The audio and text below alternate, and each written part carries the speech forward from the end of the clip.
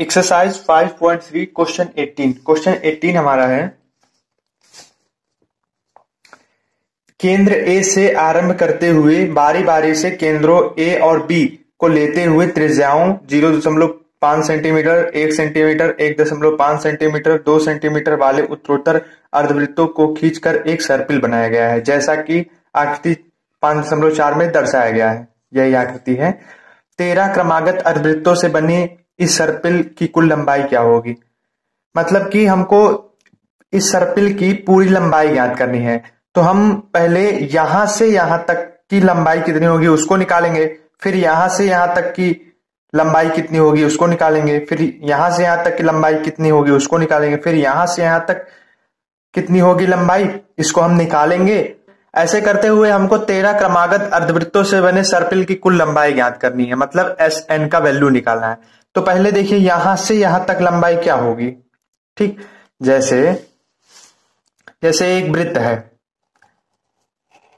इसका त्रिज्या दिया है 5 सेंटीमीटर, तो इसका पूरा परिधि क्या होगा, लंबाई क्या होगा, यहां से यहां तक की लंबाई क्या होगी, परिधि होगी वृत्त की ना। तो वृत्त की परिधि क्या होती है 2 पाई आर। इसी में हम आर का वैल्यू रख देंगे तो हमारा इस वृत्त का पूरा लंबाई पता चल जाएगा, मतलब कि वृत्त का परिधि पता चल जाएगा। जैसे एक आयत है, इसके चारों ओर की लंबाई क्या होगी, आयत का परिमाप होगा। ठीक इसी प्रकार ये वृत्त है, तो वृत्त के इसके चारों ओर की लंबाई क्या होगी, वृत्त का परिधि होगा। ठीक, तो क्वेश्चन देखिए क्या कहा है, ये भी देखिए वृत्त ही है, लेकिन यहां से यहां तक वृत्त है, लेकिन आधा वृत्त है, अर्धवृत्त है। तो यहां से यहां तक लंबाई क्या होगी, वृत्त की परिधि क्या होती है 2 पाई आर। वृत्त की परिधि 2 पाई आर होती है, और इसका अर्धवृत्त क्या होगा, अर्धवृत्त का परिमाप।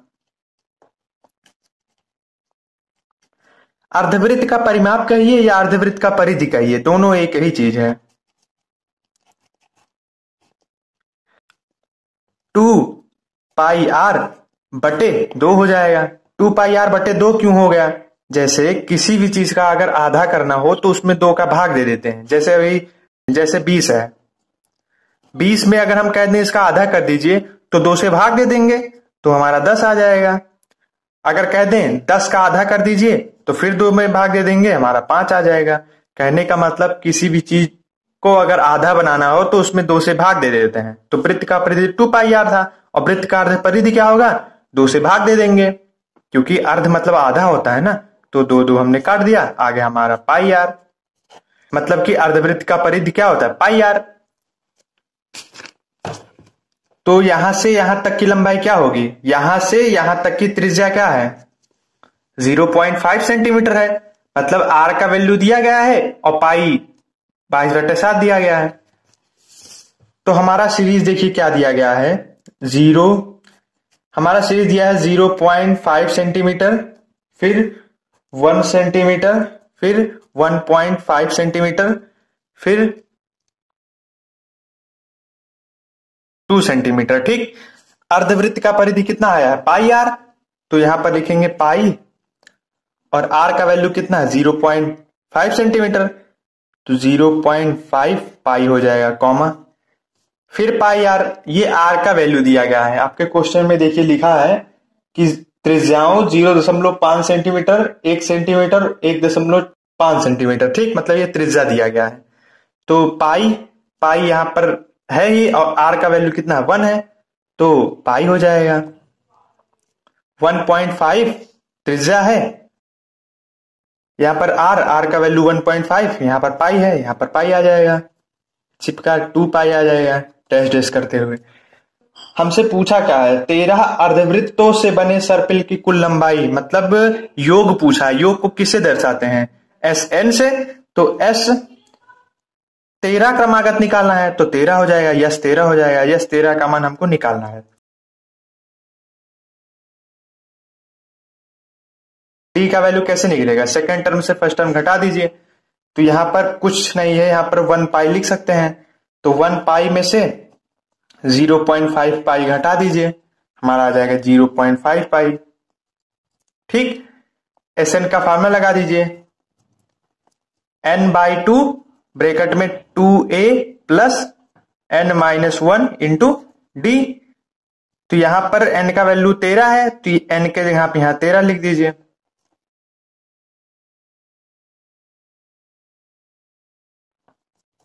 a लिखा गया, a का वैल्यू 0.5 सेंटीमीटर, a का वैल्यू 0.5 पाई है, n का वैल्यू 13 है, d का वैल्यू 0.5 पाई।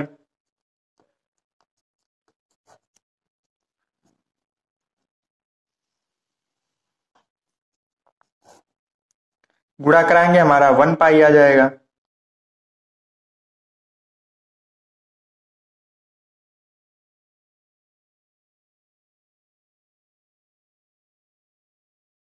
इसका जब मल्टीप्लाई कराएंगे हमारा आ जाएगा 6 पाई। जैसे देख लीजिए 0.5 मल्टीप्लाई 12, 12 पंचे 60 हो जाएगा, तो 60 हासिल 6। 12 का गुणा 0 में कराएंगे 0, 0 हम 6 जोड़ेंगे हमारा आ जाएगा 6। 0.1 स्थान पर यहाँ पर एक स्थान लगा देंगे तो हमारा 6 आ जाएगा। पाई है ही इसमें तो पाई आ जाएगा। 6 पाई और 1 पाई जोड़ेंगे 7 पाई आ जाएगा।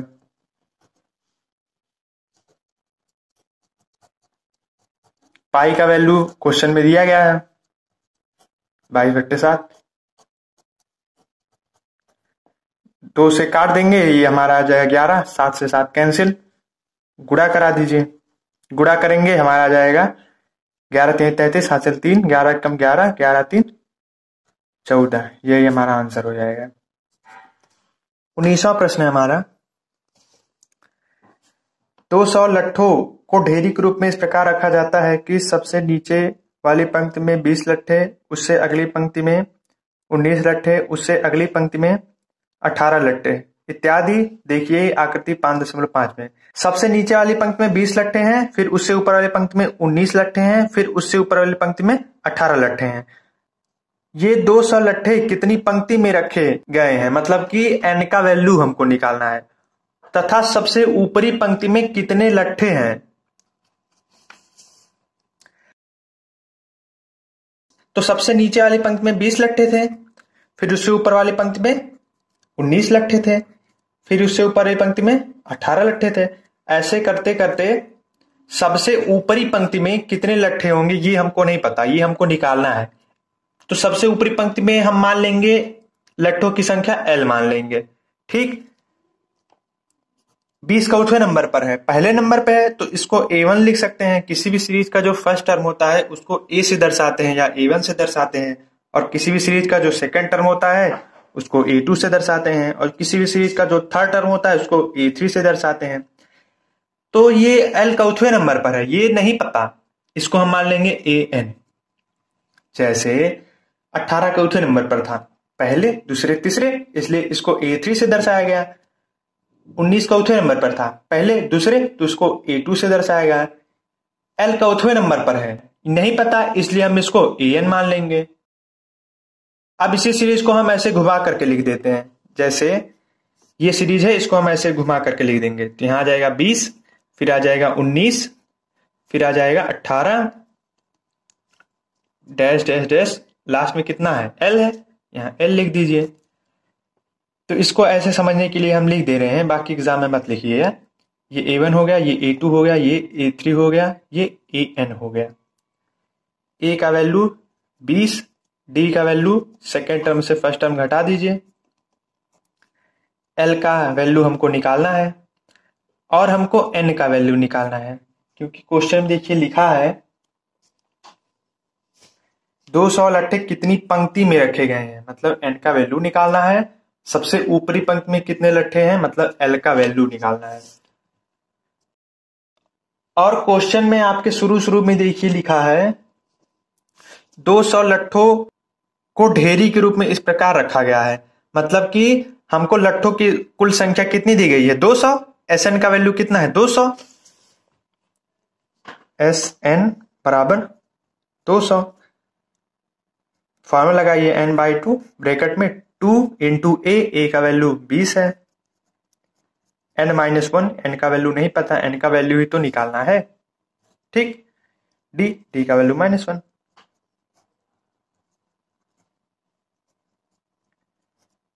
20 दूना 40, n का मल्टीप्लाई -1 करेंगे -n आ जाएगा, -1 मल्टीप्लाई करेंगे +1 आ जाएगा। 2 इधर भाग कर रहा है, उधर जाएगा गुणा हो जाएगा, यहाँ पर 41 आ जाएगा। 40 यहाँ पर है और 1 यहाँ है, जोड़ेंगे 41 आ जाएगा।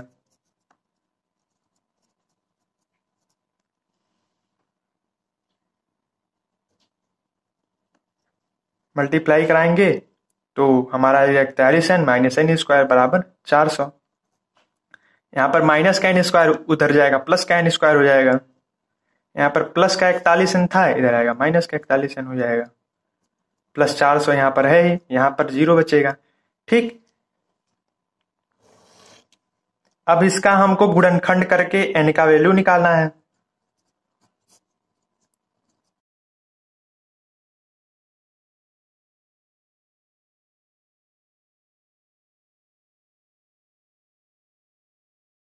इसका हमने अभाज्य गुणनखंड कर दिया। ठीक, पहले 2 से भाग दिया तो हमारा 200 आ गया, फिर 2 से हमने भाग दिया 100 आ गया, फिर 2 से हमने भाग दिया 50 आ गया, फिर 2 से भाग दिया हमारा 25 आ गया। अब 2 दूना 4 दूना 8 दूनी 16, 16 और 25 अगर हम जोड़ेंगे हमारा आएगा 41 और गुणा कराएंगे हमारा आ जाएगा 400। 16 और 25 में तोड़ दीजिए,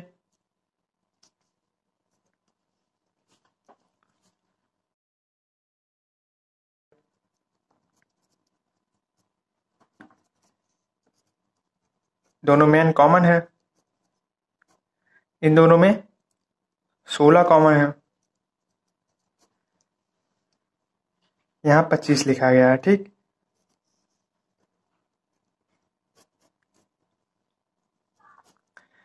तो यहां से n-16 बराबर 0, n-25 बराबर 0, तो यहां से n का वैल्यू कितना आ गया 16।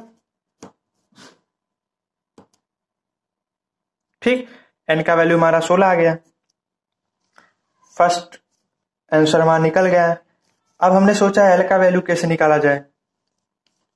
l का वैल्यू कैसे निकाला जाए, तो हमको एक सूत्र याद आ गया, l बराबर होता है an के। तो अगर हम an का वैल्यू निकाल लेंगे तो हमारा भाई l का वैल्यू होगा। an का फॉर्मूला लगा दीजिए, a plus n-1 into D. l बराबर a का वैल्यू 20 है, n का वैल्यू कितना आया हमारा 16 आया है ना, तो यहां पर लिखेंगे 16, डी का वैल्यू -1।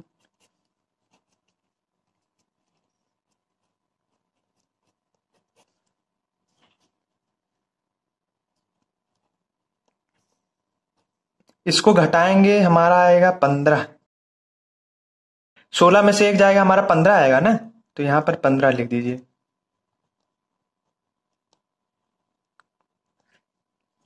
l बराबर हमारा आ जाएगा 5, मतलब कि लास्ट पंक्ति में हमारा 5 लट्ठा रखा गया है, और n का वैल्यू भी निकल गया और l का वैल्यू भी निकल गया। n का वैल्यू हमारा 16 आया, l का वैल्यू 5, आंसर।